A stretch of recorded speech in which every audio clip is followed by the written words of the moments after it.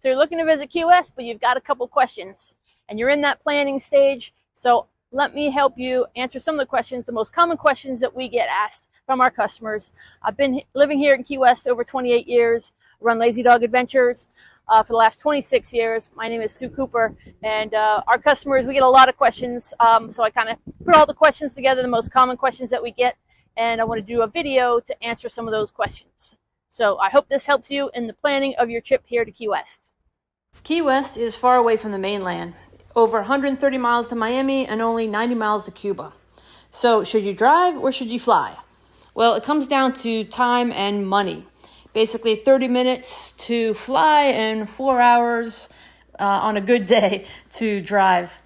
The drive is beautiful. It's 43 bridges, 1 lane in and 1 lane out. So depending on the time of year, on weekends, it could take longer. If you fly, we have American, Delta, and United, and also Silver Air and Allegiant are the main airlines, and rental car companies, we have them all. My recommendation is really to drive once, rent a car, return the rent-a-car when you get here. Parking is very limited, so it's just kind of nice then to get around. It's limited and very expensive for parking. So I don't recommend you keep the car here if you're here for a couple days. You can always pick up a rent-a-car when you're heading out. We do have Uber and Lyft here. Some excursions and hotels have a free shuttle. You can rent golf carts or bikes. The nice thing about the bikes is that they can be dropped off to you wherever you're staying and picked up. So that's real nice. You don't have to go and pick them up yourself. I personally ride my bike most places. We have a wide sidewalk all along the beach side of the island and down part of the main road, Roosevelt, which brings you to downtown. So biking overall is pretty safe. So where should you stay? Well, we have most of the major hotels as well as 60 plus bed and breakfast and Airbnbs. They're mainly all in the downtown area. Duval Street is the main downtown area. If you're looking at a map, the nice thing about downtown is it's easy to get around without a car. It's also a little bit more expensive downtown. It's less expensive on the east side where you would come into the island, which is the complete opposite side of Duval Street, which is only about 4.5 miles from Duval. A few hotels to mention, Margaritaville near the beach. I really like it over there. It's just kind of a nice vibe. The beach is right there, and there's a really nice walking and riding path there. 24 North is on the east side, which is when you come onto the island. So that's 4 miles from Duval Street, but a little less expensive than downtown. And the Capitana is midtown, kind of a good spot to stay. It's a fairly new hotel. All the rooms overlook the water in the main building. My brother just stayed there. The rooms are super nice, just real clean. And there's a great pool and a tiki bar. And the Southernmost Beach Resort, it's super nice, but very pricey. The pool next door, there's the beach right there, good restaurant, the Southernmost Beach Cafe. So that's just a really nice location. You pretty much don't even have to leave the resort there. It's got it all there and a little beach. The Wicker House is owned by a good friend of mine. We host a lot of guests here through Lazy Dog. It is on the 900 block of Duval, so it's right in the middle, really in the center of all the action. So great spot. You don't need a car.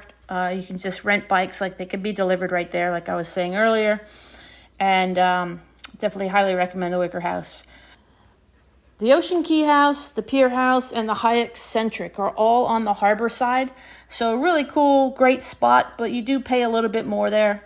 Keep in mind that the hotel rooms are small, even if you're paying high dollar. Everything's small in Key West, the homes, the streets, but especially the hotel rooms. I'll do more specific videos on where to stay, as well as restaurants and excursions, so be sure to subscribe. But this list above is a good starting point for you. So when is the best time to visit Key West? So here's a little rundown. The busy season is mid-February to the end of April, and Christmas week is probably the busiest week of the year. But anytime there's a 3-day weekend, a holiday weekend, it's always going to be busy. Summer is hot, but usually nice conditions for being on the water. So if you want to do water sports, definitely this summer is a great time. Fall is slow, it's quieter, it's less expensive. You just need to keep an eye out for storms as it's peak hurricane season. But if you get a perfect weekend, perfect week, that is probably the fall is probably the best time to come down.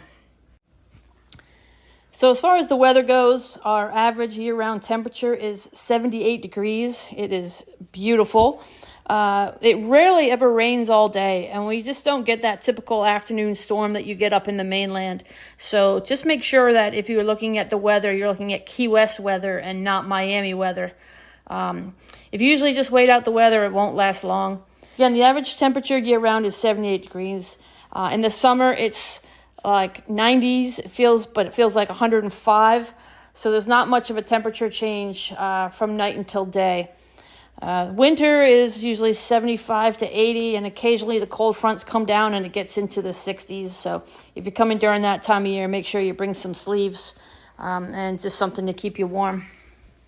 All right, so what do you wear? It's very casual here. A nice shirt, shorts, and flip-flops will work at just about anywhere you go. Sundresses are great in the summer because it's hot. Comfortable shoes is a must if you plan on walking a lot. In the winter, jeans, shirt, and flip-flops are the most common. All right, so what should you pack? Well, you got, I'd say, shorts, casual pants, t-shirts, tanks, sundresses, hat, which is good for sun protection. Bring some sleeves for either covering up from the sun or from cooler temps or after you get off the water. Sunglasses, sunscreen. You don't need to bring a towel, as most places you stay will have one from the room. Save a little room in your bag. All right, so here's a few more local tips for you. Okay, as far as the beaches go, we are not known for our beaches. St. Pete and Sarasota have probably the best beaches in the state. In fact, they import sand to the Key West imports sand to our beaches to fill them in. My favorite is Higgs. It has a nice restaurant on the beach called Salute. There's volleyball nets, a rental shack for kayak chairs, umbrellas, and also public restrooms and a shower. There's another beach called Fort Zachary Taylor. This is a state park, so it's about $4.50 to get in.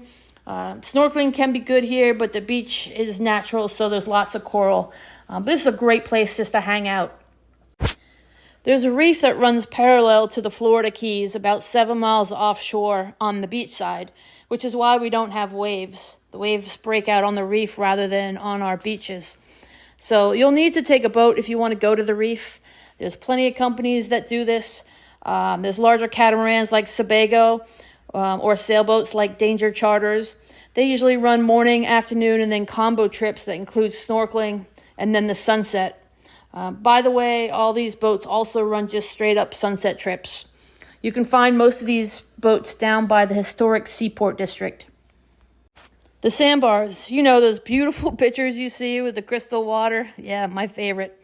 These are out in the back country. Again, you need to get a boat to go.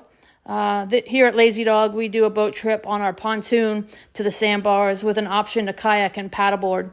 This is actually what we do on our days off. We just decided to turn it into an excursion so more people could go out and enjoy. The southernmost point is probably the most photographed spot in Key West. It's always a line. Everybody always wants to get their picture in front of it. So get there early and you can get your picture without waiting too long. But definitely get there first thing in the morning to avoid the line. The Hemingway House is about the same as the southernmost point. Usually a line to get in, especially when there's a cruise ship in port, so go super early. Sunsets, we are known for our sunsets. I've been here 28 years and watching a sunset never gets old. Mallory Square is a great spot to check it out, probably the most popular. An hour before sunset, there's lots of performers to watch as you wait for the sun to set. But my favorite is Fort Zachary. This is where I take all my visitors. It's less crowded, and you also get to see all the beautiful sailboats out for sunset. It borders the main harbor. They do charge to enter Fort Zach, and it's, again, $4.50, I believe, for a car. And they close about 20 minutes after the sun goes down. I always take my family here visiting with a picnic to watch the sunset. Just a beautiful spot and not a lot of crowds. I hope you enjoyed the video. And please subscribe and follow, because I've got lots more videos on more specific things of where to eat, where to stay, what to do, dog friendly, all kinds of things, as well as what it's like to live and build a business, run a business here in Key West. So please give me a follow, like the video, and I hope to see you soon down here in Key West.